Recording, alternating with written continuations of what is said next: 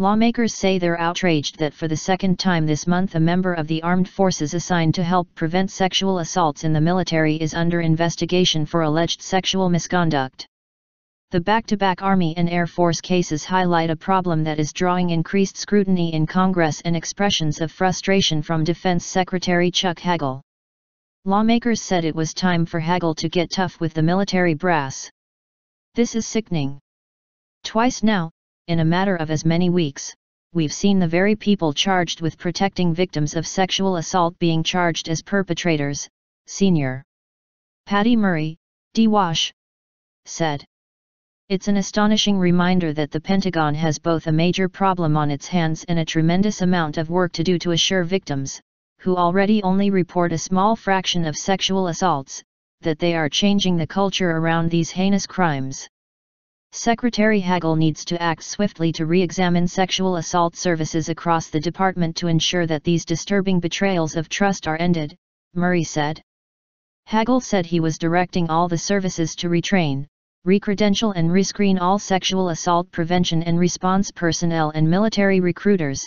His spokesman, George Little, said after Tuesday's announcement that a sergeant first class at Fort Hood, Texas, was accused of pandering, abusive sexual contact, assault and maltreatment of subordinates. The soldier, whose name was not released, was being investigated by the Army Criminal Investigation Command. No charges had been filed. Little said Hagel was angry and disappointed at these troubling allegations and the breakdown in discipline and standards they imply. He said Hagel met with Army Secretary John McHugh earlier Tuesday and ordered him to fully investigate this matter rapidly, to discover the extent of these allegations and to ensure that all of those who might be involved are dealt with appropriately. The Fort Hood soldier had been assigned as an equal opportunity advisor and coordinator of a sexual harassment assault prevention program at the Army's 3rd Corps headquarters when the allegation arose, the Army said. To protect the integrity of the investigative process and the rights of all persons involved, no more information will be released at this time, an Army statement said. House Armed Services Committee Chairman Howard P. Buck McKeon, R. California, said in a statement he was outraged and disgusted by the reports out of Fort Hood. McKeon, noting he has a granddaughter in the Army, said he saw no meaningful distinction between complacency or complicity in the military's latest failure to uphold their own standards of conduct. Nor do I see a distinction between the service member who orchestrated this offense and the chain of command that was either oblivious to or tolerant of criminal behavior. Both are accountable for this appalling breach of trust with their subordinates. He called on Hagel to conduct a review of the military and its civilian leadership to determine whether they continue to hold his trust and his confidence to lead in this area. Just last week an Air Force officer who headed a sexual assault prevention office was himself arrested on charges of groping a woman in a Northern Virginia parking lot. Senior Carl Levin, D. Michigan, chairman of the Senate Armed Services Committee, said in a statement his panel was considering a number of measures to counter the problem, including changes to the Uniform Code of Military Justice, and will act on them next month.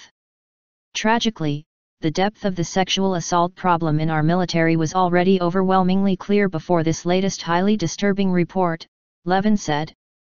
Senior Kirsten Gillibrand, DNY, said she intends to present new comprehensive legislation on Thursday to overhaul the military justice system by removing chain-of-command influence from prosecution of sex abuse crimes. To say this report is disturbing would be a gross understatement, Gillibrand said. The sad thing is that this is not a unique case, Anu Bhagwati, former Marine captain and executive director of the Service Women's Action Network, said in an interview.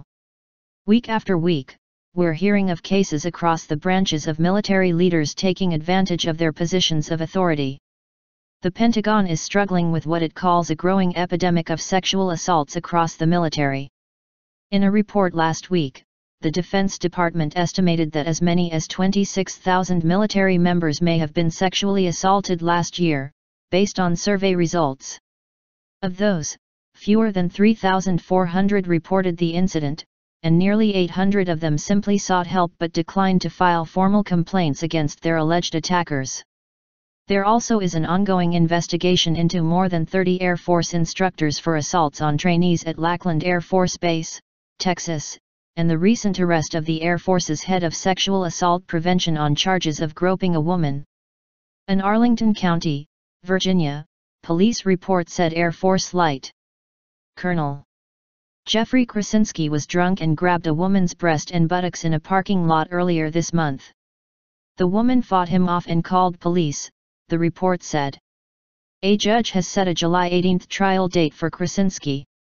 Congressional anger over these incidents and two recent decisions by officers to overturn juries' guilty verdicts in sexual assault cases has precipitated a storm of criticism on Capitol Hill.